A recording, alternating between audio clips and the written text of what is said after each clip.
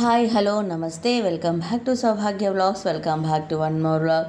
అందరూ ఎలా ఉన్నారండి? ఏం చేస్తున్నారు? నేనైతే చాలా బాగున్నాను. మీరు కూడా బాగున్నారని అనుకుంటున్నాను. బాగుండాలని మనస్ఫూర్తిగా వేడుకుంటున్నానండి ఆ భగవంతుడిని. ఇది వీడియోలోకి అయితే వెళ్ళిపోదామా? ఇది ఫ్రైడే వ్లాగ్ అండి, లాస్ట్ ఫ్రైడే వ్లాగ్. శ్రావణ శుక్రవారం రెండో వారం అండి. యాజ్ యూజువల్ పూజ అయితే కంప్లీట్ అయితే చేసుకున్నాను. ఆ రోజు నా బర్త్డే కూడా అండి. అందుకనే అర్లీ మార్నింగే 6:37 కల్లా గుడికి అయితే వెళ్ళిపోయాను నేను. వెంకటేశ్వర స్వామి గుడికి వెళ్ళానండి. ఎవ్రీ ఫ్రైడే అక్కడైతే స్వామికి అభిషేకం అయితే చేస్తారండి. అభిషేకం అయిపోగానే స్వామి చిన్న హారతి అయితే ఇస్తున్నారు స్వామికి. అలా అభిషేకం అయిపోగానే హారతి అయితే ఇస్తారు కదా, ఆ దేవుని దర్శించుకొని ఇంటికైతే వచ్చేసానండి. అర్లీ మార్నింగే వెళ్ళేసి వచ్చి ఇంకా వీళ్ళకి టిఫిన్ అయితే చేయాలి కదా, వాళ్ళు లేసే లోపల గుడికి వెళ్ళొచ్చేసాను నేను. అర్లీ మార్నింగే లేసేసి తొందర పనులు కంప్లీట్ చేసుకొని వెళ్ళిపోయి వచ్చానండి. ఆలు ఫ్రై చేసి దోశ అయితే వేస్తున్నానండి టిఫిన్కి. చాలా టేస్ట్ ఉంటుందండి దోశలోకి, పూరీలోకి, చపాతీలోకి. మా సైడ్ అయితే ఈ విధంగా ఇష్టంగా చేసుకొని తింటారు. ఇది చాలామందికి తెలిసే ఉంటుంది. తెలియని వాళ్ళు ఎవరైనా ఉంటే ఒకసారి మీకు ఏమైనా ఉపయోగపడితే ఇది షేర్ చేస్తున్నాను, మీకు ఉపయోగపడుతుంది కదా అని. ఇలా ఆలూనైతే ఉడికించి పక్కన ఉంచుకోవాలండి. తోలు తీసేసి దాన్ని చిన్న చిన్న ముక్కలుగా అయితే కట్ చేసి ఉంచుకోవాలి. అంటే స్మాష్ కూడా చేసుకోవచ్చు, మరీ మెత్తగా కాకుండా అలా ముక్కలు ముక్కల కింద నేనైతే కట్ చేసుకున్నానండి. తర్వాత బాండీ పెట్టుకొని ఆయిల్ అయితే కావాల్సినంత వేసుకోవాలి. కూరకు తగినంత ఆయిల్ అయితే వేసుకోవాలి. ఆయిల్ హీట్ ఎక్కగానే ఆవాలు జీలకర్ర అయితే వేసుకొని ఆనియన్స్, కట్ చేసి ఉంచుకున్న ఆనియన్స్ అయితే వేసుకోవాలండి. బాగా వేపుకోవాలి కలర్ వచ్చేంత వరకు. ఇంకా కరివేపాకు, ఒట్టిమిరపకాయ కూడా వేసుకోవాలి. ఇదే టేస్ట్ వస్తుంది కదండి. పసుపు ఉప్పు వేసామనుకోండి కాస్త తొందరగా వేగుతాయి కదా ఆనియన్స్. కొంచెం కలర్ రావాలండి ఆనియన్స్. ఈ టైంలోనే మనము రుబ్బి పెట్టుకున్న పచ్చిమిర్చి పేస్ట్ కూడా వేసుకోవాలి. దీనికి పచ్చిమిర్చి పేస్ట్ చేసుకోవాలండి, అప్పుడే దీనికి టేస్ట్ వస్తుంది. ఇది పచ్చి వాసన పోయేంత వరకు మనం ఆయిల్ ఫ్రై చేసుకోవాలి. మనం పచ్చి వాడిచ్చాం కనుక పచ్చిమిరపకాయలు అవి పచ్చి వాసన పోయేంత వరకు ఫ్రై చేసుకోవాలన్నమాట. నేను ఫాస్ట్ ఫార్వర్డ్లో పెట్టాను కానీ ఒక 10 మినిట్స్ అయితే ఫ్రై చేశానండి నేను. అవి ఫ్రై అయిపోగానే మనం రెడీ చేసుకుని ఉంచుకున్న ఆలూనైతే వేసుకోవాలి. ఆలూని వేసుకొని అది కూడా బాగా కలిసేంతగా, దానికి మసాలా అంతా పట్టేంతగా మనం ఫ్రై చేసుకోవాలండి.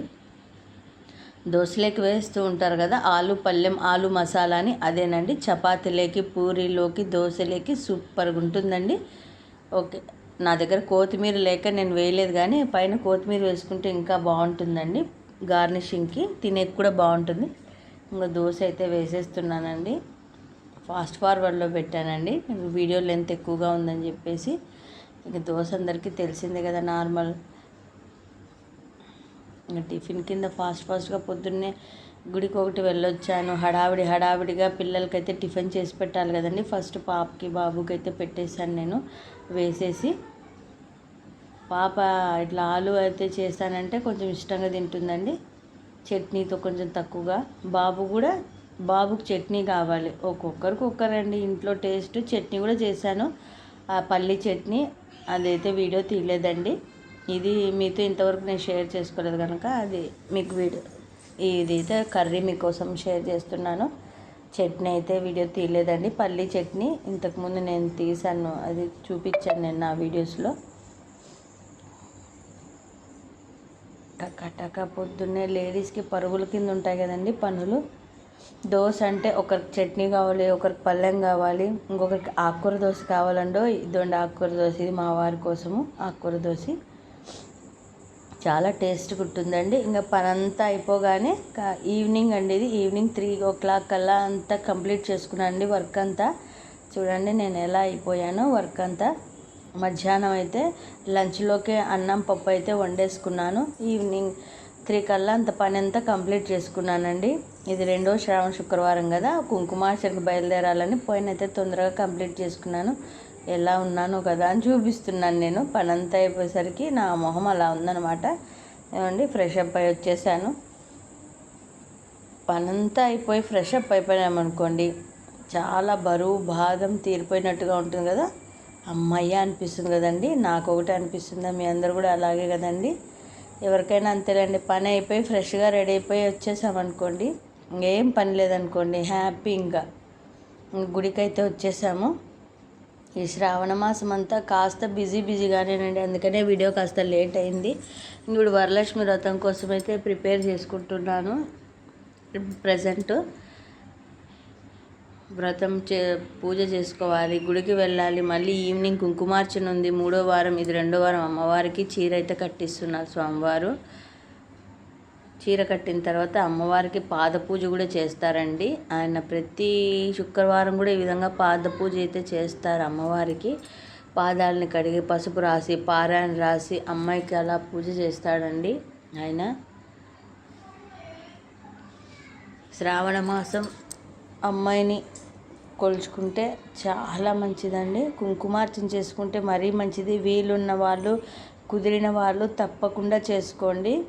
ఆమె మహిమ అనేది చాలా గొప్పది. మనం ఎంత చేసుకుంటే అంతగా అమ్మ మనల్ని కనికరిస్తుందండి. ఇదైతే వాస్తవము, కొంతమందికి ప్రూవ్ కూడా అవుతోంది.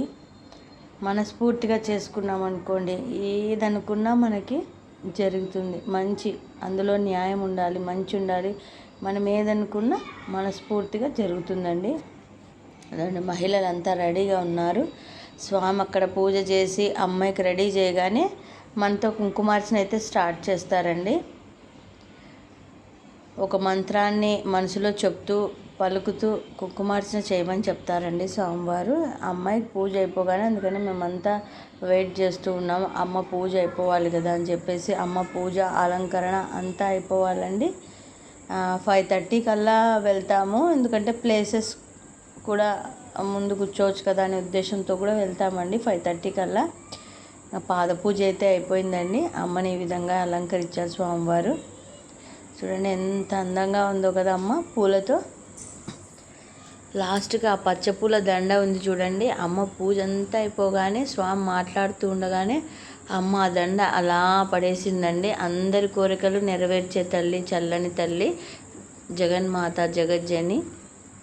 ఇక్కడైతే స్వామి ఓం హ్రీం శ్రీం సౌభాగ్య సర్వమంగళ దేవ్యై నమః అంటూ అర్చన చేయిస్తున్నారు. మనం ఇంట్లో కూడా ఒక పసుపు ముద్దని తయారు చేసుకొని తమలపాకులో ఉంచుకొని మనం తమలపాకు పెట్టుకొని ఓం హ్రీం శ్రీం సౌభాగ్య సర్వమంగళ దేవ్యై నమః అంటూ మనం కూడా ఇంట్లో కుంకుమార్చన అయితే చేసుకోవచ్చండి. ఎవ్రీ ఫ్రైడే కూడా అలా ఇంట్రెస్ట్ ఉన్న వాళ్ళు ఎవరైనా. ఇంకా పూజ అయితే కంప్లీట్ అయిపోయిందండి. ధూపదీప నైవేద్యాలు ఇంకా అమ్మకి ధూపం ఇచ్చేసారు. ఇంకా మంగళహారతి అయితే ఇస్తారండి.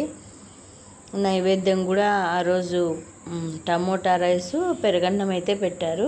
వరలక్ష్మి వ్రతంకి అయితే కట్టు పొంగలి, పెరుగన్నం అని చెప్పారండి స్వామి. అమ్మకు ఆ విధంగా పెసరబ్యాళ్ళతో వేసి వండిండే ప్రసాదం అమ్మకి పెట్టాలి ఆ రోజు అన్న ఉద్దేశంతో ఆ ప్రసాదం అయితే అనుకున్నాము. ఈసారి చీర ఒడిబియ్యం నేనే ఇస్తున్నానండి. ఆల్రెడీ ఇచ్చేసి వచ్చాను గుళ్ళో. మనం ముందుగానే ఇచ్చొస్తే ఫ్రైడే వాళ్ళు కట్టేసి రెడీగా ఉంచుతారు కదా అని ఆ రోజు వీడియో తీస్తాను కదా, నేను మీకు చూపిస్తానండి అమ్మవారికి ఏ చీర అయితే. మీకు ఇంతకుముందు నేను హాల్ వీడియోలో అయితే షేర్ చేశాను కదండి, గ్రీన్ అండ్ పింక్ శారీ, అదే అండి అమ్మవారికి అయితే ఇచ్చాను. ఇంకా 7:30 కల్లా మహామంగళారతి అయితే ఇచ్చేసారండి అమ్మకి. లైట్స్ అన్నీ ఆఫ్ చేసి స్వామి అయితే ఈ విధంగానే అమ్మకి మహామంగళారతి అయితే ఇస్తారండి. అక్కడ ఆ దీపపు వెలుగులో అమ్మనైతే మనం దర్శించుకోవాలి, అది మనకి చాలా మంచిది. అలా దీపపు కాంతిలో అమ్మని చూడాలండి, అదే చాలా మంచిది. ఇంకా భోజనం అండి, ప్రసాదానికైతే ఇంకా అందరం కూర్చున్నాము. టమోటా రైస్, పెరుగన్నం అయితే పెట్టేశారండి.